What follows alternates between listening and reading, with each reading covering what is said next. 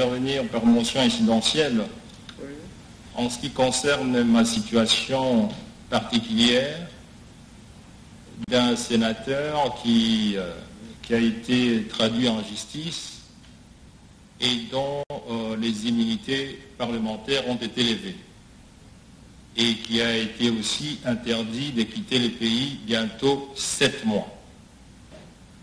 Vous vous souviendrez, honorable président, chers collègues sénateurs, c'est à l'issue d'un réquisitoire du procureur général près de la Cour constitutionnelle sur le présumé détournement des fonds du parc agro-industriel de Bukangalozo qu'un vote en plénière s'est fait dans cette salle où les sénateurs ont rejeté la requête du procureur pour que je sois poursuivi en justice et que mes immunités soient levées. En principe, dès le 15 juin, date à laquelle ce vote a été exprimé par la majorité des sénateurs, mes immunités devaient être retournées. Ma liberté des mouvements, conformément à la Constitution et au règlement intérieur de la Chambre à laquelle j'appartiens, devait être retournée. Rien n'a été fait, et ceci en contradiction de la Constitution et des règles du pays. Le 28 juin, un autre réquisitoire a été déposé au Sénat pour que je sois entendu sur un autre dossier sur le bien aérianisé, où on m'accusait encore d'avoir détourné près de 140 millions de dollars américains que j'aurais payés au fictif. Et profitant de cette mesure, on a renforcé l'interdiction de mes sorties à l'extérieur du pays et on a confirmé la levée de mes immunités qui, comme vous le savez, ça a été fait par le bureau parce que le Sénat était donc en vacances parlementaires. Conformément aux usages, honorable président, chers collègues sénateurs, je me suis rendu au parquet près la Cour constitutionnelle pour être entendu. Pendant 2 semaines, j'ai été entendu et à la fin de cette audition, le procureur général Jean-Paul Mukolo a dit ceci devant mon avocat. Monsieur le sénateur Matata, votre dossier est vide et donc le dossier doit être classé sans suite. Vous devez en principe être retourné à votre résidence en toute liberté, mais compte tenu des pressions que je reçois de l'extérieur, je suis obligé de vous mettre en résidence surveillée. Parole du procureur général près la haute cour.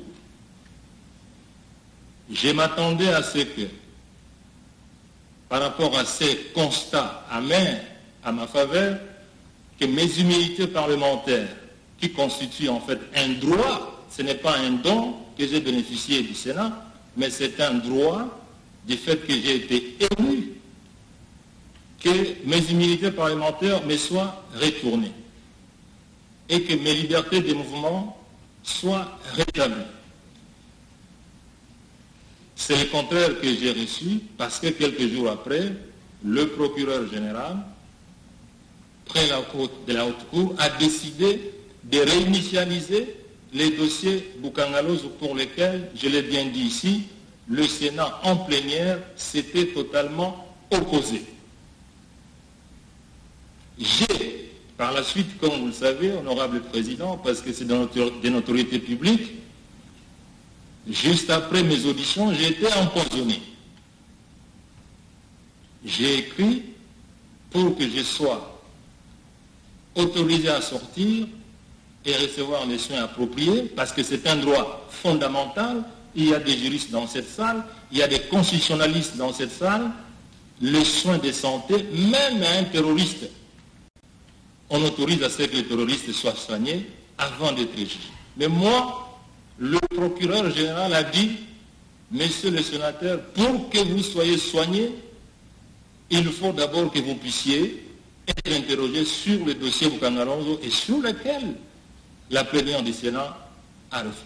Par honneur au droit, j'ai dit, monsieur le procureur général, je ne saurais pas répondre à vos questions s'agissant de ce dossier. Et donc, j'ai été refusé de se faire soigner à l'extérieur du pays, de la même façon que mes immunités parlementaires sont restées toujours ôtées.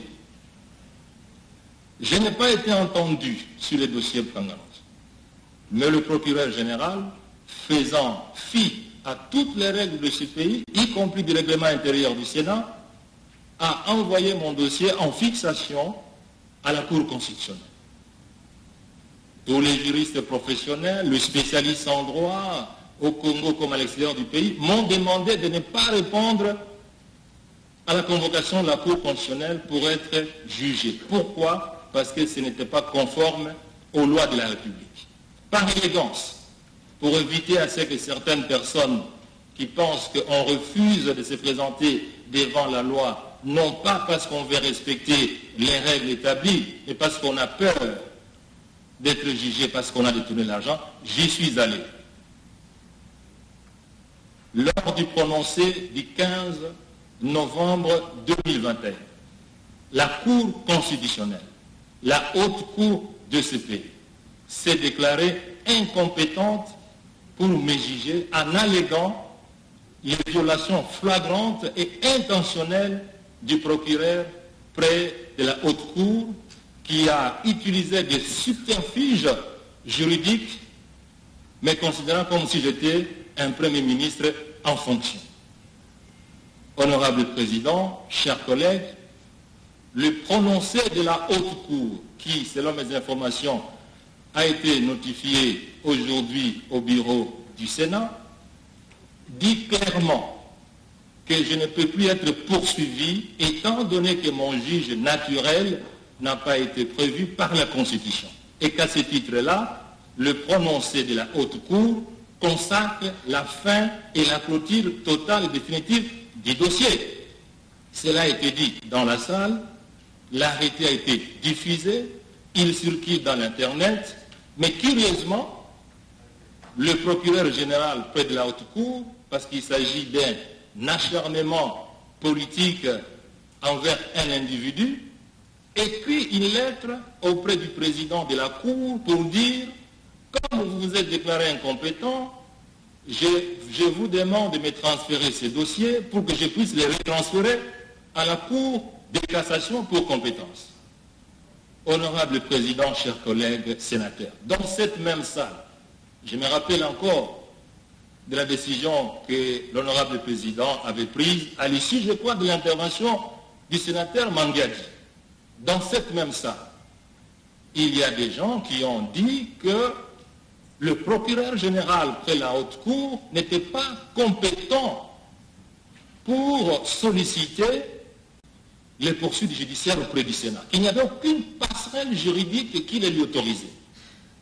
Vous savez, honorable Président, chers collègues, sénateurs, la réponse du procureur général près de la haute cour, et c'est écrit dans son réquisitoire du 15 juillet, que la Cour de cassation ayant siégé lui a transféré les dossiers, il s'agissait d'ailleurs du dossier du Premier ministre Bruno Tshibala et de M. Matata, c'est écrit dans ces réquisitoires, que la Cour de cassation s'est jugée incompétente pour traiter les dossiers des anciens Premiers ministres et qu'à ce titre-là, cette Cour lui a transmis les dossiers et que c'est fort de cette lettre et de ces constats que lui s'est estimé compétent.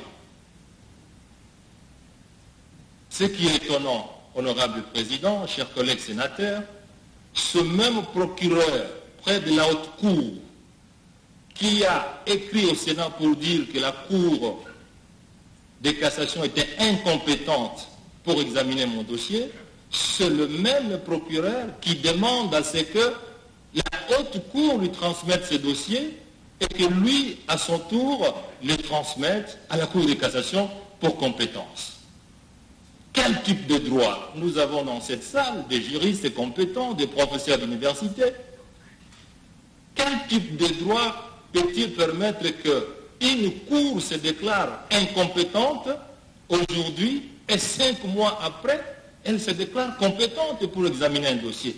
Je ne suis pas juriste, je parle sous le contrôle des juristes, bien que je suis un autodidacte depuis 7 mois, que je suis devenu prisonnier politique du procureur général près la haute cour, j'ai appris quelques notions des droits. Mais il est dit que le droit pénal est un droit où l'interprétation est de stricte rigueur, qu'on ne peut pas spéculer parce que le droit pénal, c'est un droit qui traite de la vie des hommes et des femmes. Honorable Président, chers collègues, dans quel pays peut-on prendre en otage pendant 7 mois quelqu'un dont on est incapable de justifier le détournement même de $1? Les rapports de l'inspecteur général des finances disent ceci, c'est écrit, que tous les détournements que je fais, je les fais par rétrocommission au travers le responsable d'entreprise Commodities qui gérait le parc agro-industriel de Bukangalos. Le procureur général près de la haute cour, dans son réquisitoire, il dit la même chose, que M. Matata a détourné de l'argent qui lui ont été remis par M. Christophe Grobler, gestionnaire du parc agro-industriel à l'époque. Que ce soit l'inspecteur général des finances, que ce soit le procureur général de la République, tous deux ont tout fait pour que M. Christophe Grobler ne soit entendu. Ce n'est pas moi qui l'ai dit, c'est M. Christophe Grobler lui-même qui dit que ni l'inspecteur général des finances, ni le procureur général près la haute cour n'a fourni un effort pour l'interroger. Deuxièmement, que les deux ont tout fait pour qu'il ne vienne pas ici au Congo. Dieu merci, la force de la justice, de la lumière est telle que vous pouvez beau mentir, mais un jour, il y a toujours la vérité. Mais c'est Christophe Grobler, gestionnaire du parc agro-industriel de Bukangalonzo, honorable président, chers collègues, est ici à Kinshasa, venu de lui-même depuis 1 mois et 10 jours. Il a accordé une interview à la presse publique et il a déclaré qu'il n'a jamais remis $1 ni à Matata, ni à son épouse, ni à ses enfants, ni à quelque structure que ce soit ayant des liens directs et indirects avec M. Matata. Que dois-je faire, honorable président, parce qu'on m'accuse de détourner de l'argent que je n'ai pas détourné? Que dois-je faire aujourd'hui? La haute cour, parce qu'au-dessus de cette haute cour, il n'y a plus quelque chose qui existe en termes de droit. Cette cour dit ceci, que le dossier sur M. Matata est clos définitivement. Est-ce qu'un procureur général près de la haute cour, parce qu'il a des visées politiques sur un individu, peut-il se mettre au-dessus de la loi et dire qu'on ne peut pas me détourner mes droits de mouvement comme si ce n'était pas un droit fondamental lié à chaque citoyen, qu'on ne peut pas rétablir mes indemnités, enfin mes immunités parlementaires comme si c'était un don qu'on m'a donné?